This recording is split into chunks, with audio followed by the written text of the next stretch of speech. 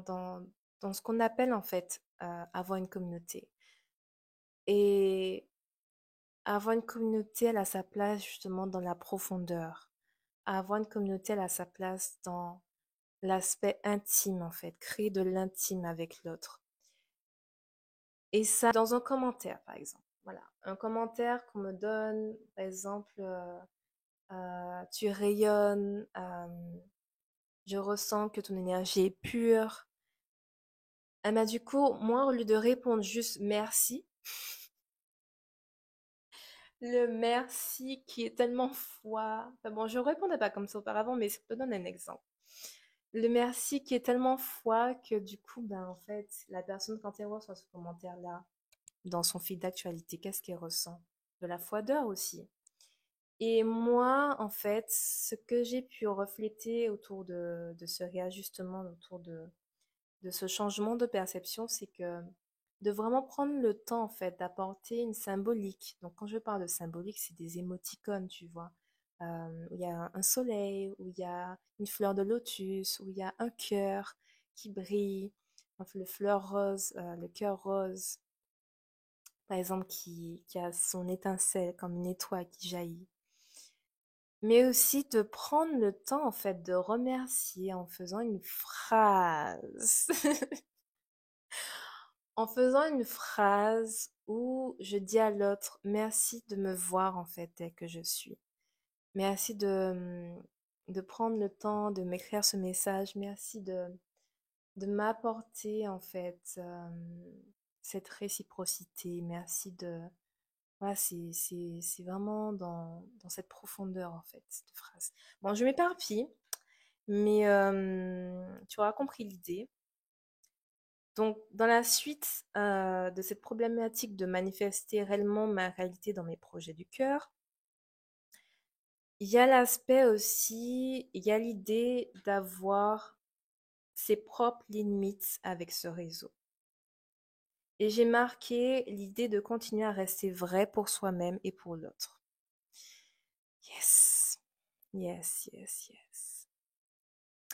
En fait, ça rejoint l'observation que je me suis faite, c'est que auparavant, j'ouvrais l'application Instagram sans y mettre d'intention, sans... Et quand je parle d'intention, c'est-à-dire que, tu sais, ce côté où tu ouvres l'application, tu sais pas qu'est-ce que tu vas faire là, et donc du coup, tu commences à scroller, scroller, scroller, à défiler en fait les contenus, ou juste en fait à voir les stories, mais voir les stories sans forcément être dans une écoute attentive, voir les stories sans forcément euh, prêter attention à ce que l'autre partage ou en tout cas ce que l'autre veut partager comme message. Juste passer aussi les stories, genre comme ça. Et j'ai la phrase en fait d'un frère qui m'a dit un jour qu'Instagram ça peut être aussi comme un fast-food en fait.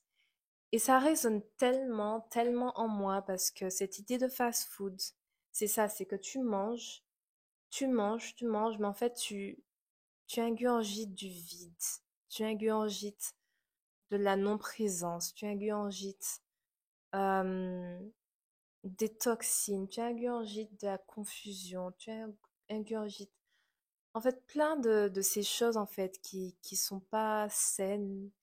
Et pour moi, l'idée d'intention, ça rejoint cette idée d'avoir ses propres limites avec Instagram parce que du coup, moi auparavant, voilà, j'ouvrais en fait sans me dire ok. Et donc là, ça rejoint du coup mon idée d'avoir ces limites, c'est que avant d'ouvrir Instagram, c'est créer un espace pleinement pour se demander quelles sont mes intentions en fait quand j'irai sur ce réseau-là. Quelle est, par exemple, l'intention, elle peut être, ok, je veux regarder trois contenus et je vais pleinement lire en fait ce qui est dit dans ce post ou bien dans les stories, pleinement prendre le temps de m'immerger dans l'histoire, parce que la story en anglais, ça veut dire ça, c'est l'histoire, c'est s'immerger dans l'histoire de l'autre. Et donc, bien, bon, bien sûr, ça dépend des personnes, parce qu'il y en a qui peuvent aussi partager des contenus d'autres personnes et pas forcément leur histoire à elles. But anyways, c'est un autre sujet. Mais c'est cette idée, voilà, d'y mettre, de déposer des intentions claires et de vraiment honorer en fait ces intentions-là et de ne pas s'éparpiller. L'idée d'éparpillement, l'idée de confusion aussi, ça a résonné beaucoup en moi. Et, euh, ça revient aussi à cette idée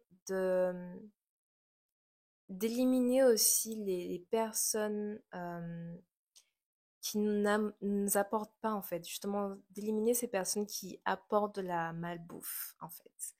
Et de plus connecter avec les personnes, justement, qui nous apportent, en fait, un repas d'amour, tu vois, ce côté nutrition saine, en fait. Nutrition saine pour le mental. Si c'est des choses que tu vas apprendre, tu vois. La nutrition saine pour l'esprit, si tu vas, voilà, te rappeler des choses sur le côté spirituel. Nutrition saine pour le corps, tu vois, si par exemple il y a des partages d'alimentation, des partages de smoothies, de jus, qui va te rappeler en fait comment nourrir ton corps. Tu vois, c'est toutes ces choses-là en fait que j'ai reflétées et, et ça passe en fait par savoir quelles sont les limites saines justement pour ce réseau social-là, sans tomber justement dans ce piège d'éparpillement, sans tomber dans ce piège de malbouffe, sans tomber dans ce piège euh, de confusion. Voilà. Et du coup, ça passe aussi par cette idée qui suit l'idée d'alignement. L'idée d'alignement aussi. Waouh. J'ai marqué dans l'idée d'alignement de mettre en pratique et incarner ce que je conseille à la communauté sur IG. Et j'ai marqué aussi la tendance à des épisodes de dépression. Hmm. Déjà, il faudrait... Alors, je vais juste regarder. Déjà, en fait, c'est se rappeler notre propre définition de ce qu'est l'alignement. Et pour moi, l'idée d'alignement, j'ai le mot ancrage qui me vient à l'esprit. L'idée d'alignement, pour moi, c'est être ancré dans sa réalité physique d'abord, dans ce qui nous entoure, en fait, être pleinement ancré dans ce qui est autour de moi, mais aussi de ce qui est à l'intérieur de moi. Et surtout déjà de partir de là, de ce qui est à l'intérieur de moi, de ma réalité intérieure. Puis ensuite de connecter en fait la réalité extérieure. Et quand j'ai mis en fait cet aspect de... Alors j'ai mis mettre en pratique, mais c'est surtout l'aspect où avant, la relation que j'avais auparavant avec Instagram, c'est que je ne mettais pas forcément en pratique et que j'incarnais pas forcément ce que je conseille à la communauté. Et j'essaie de me rappeler parmi les posts, parmi les stories que je partageais, ben, du coup, par exemple, l'aspect d'ancrage. L'aspect d'ancrage pour moi, c'est que justement, avant que je désactive mon compte Instagram, j'étais dans un cycle de ma vie où j'étais complètement désancrée. Et ce qui est marrant, ce qui est paradoxal, c'est que à l'extérieur de moi, je voyais des personnes qui étaient désancrées, mais aussi avec qui je connectais, qui étaient désancrées, qui étaient dans un total désancrage et qui pourtant ne faisaient rien. Et en fait, je me suis dit, wow, déjà, voilà, tu partages des stories où tu prônes, par exemple, hein, c'est un des exemples parce que du coup, les stories, les partages de mes posts, elles illustrent une infinie de messages, en fait, sacrés. Mais l'un de ces messages, par exemple, qui me vient à l'esprit, c'est le mot ancrage. Parce que ça a été un besoin, en fait, vraiment vital pour moi.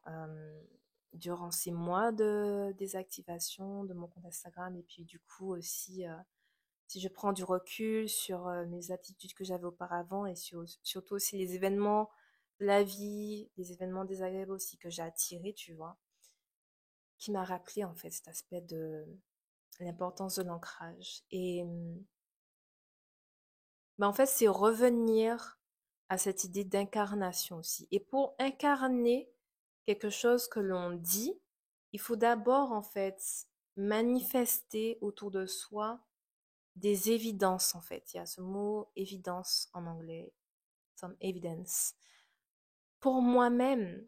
Et tant encore une fois, tu ne prends pas le temps de pleinement retourner à l'intérieur de toi, tant que tu ne prends pas le temps de pleinement t'isoler, de pleinement te détacher complètement du monde extérieur et de vraiment revenir en fait, voilà, à cette lumière intérieure. Prendre le temps d'être dans le silence aussi.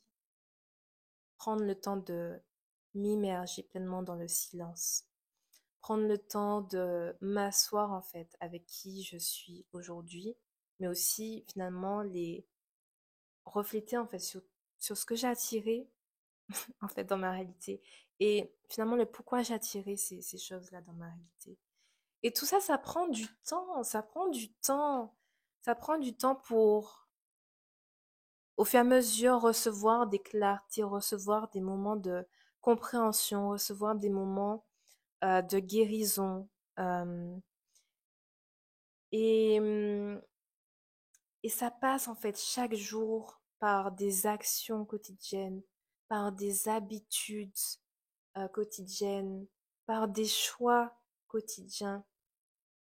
Et au fur et à mesure, il y a cette facilité en fait dans l'attitude que j'aurais parce que du coup, ce que j'aurais fait la veille justement, ce que j'aurais fait la journée, ce que j'aurais fait le matin, ce que j'aurais fait le soir, va m'apporter et va me permettre d'arriver à cet état d'incarnation. Et en fait, le mot incarnation, en fait, pour moi aussi, reflète le mot pratique. Parce que tant que tu ne pratiques pas ce que tu dis, tant que tu ne fais pas, en fait, d'action qui va en ce sens, ben, en fait, tu n'es pas dans l'alignement, tu n'es pas dans l'incarnation. Et ça a été aussi un besoin que j'ai reflété durant ce moment de désactivation de mon compte IG. So yeah.